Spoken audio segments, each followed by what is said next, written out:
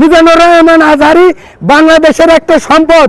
উনি বাংলাদেশে এখন তার নবী রাসূল আসবে না, না খতামান নবীন, আমাদের হযরত মুহাম্মদ সাল্লাল্লাহু আলাইহি সাল্লামের পরে কোনো নবী আসবে না। কিন্তু আজহারিকে মনে করতে হবে উনি আল্লাহর এক কুতুব। এই 40 জন কুতুব যদি সারা পৃথিবীতে থাকে তাহলে পৃথিবী বহাল থাকে।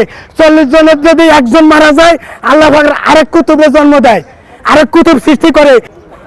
এই আজহারির নামে ব্যঙ্গ করে সাবেক এক ধর্মমন্ত্রী কয় আজহারি মাঝহারি আজহারি। আমি কইলাম শালা তুই তো মরবি তাড়াতাড়ি। হ্যাঁ হ্যাঁ, আজহারি মাঝহারি আজহারি।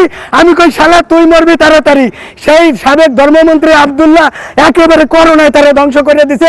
এটা করোনা না, এটা এই মিজানুর রহমান আজহারি বদ্ধও করে নাই, এটা মিজানুর রহমান আজহারিকে ব্যঙ্গ করছে।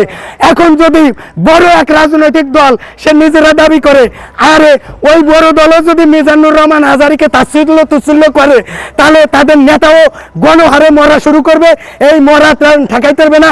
আজহারির হাত পা ধরিয়া তখন কবে আজহারি ভাই আপনি আমি তওবা করি, আমি ভাই আজহারি আমার তা মাফ করো তাড়াতাড়ি। ভাই আলেম ওলামা আল ওলামা ওয়ারাসাতুল আম্বিয়া, আলেম ওলামা নবীদের ওয়ারিস।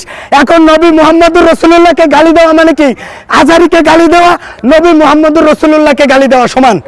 কারণ নবীদের ওয়ারিস হলো আজহারি। এই আজহারি কিন্তু মায়ের পেট থেকে আজহারি হয় নাই।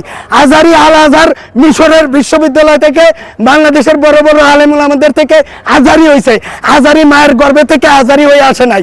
এই জন্য আল ওলামা ওয়ারাসাতুল আম্বিয়া, এই নবীদের ওয়ারিসদেরকে যারা চরমোনাই পীর, আমি চরমোনাই করি না, জামাতও করি না বা কিছু করি না, কিন্তু এই 24শে জুলাইয়ের পরে চিন্তা করছি জামাতে যোগ দেব না চরমোনাই যোগ দেব না বিএনপিতে থাকবো না কোন দিকে যাব।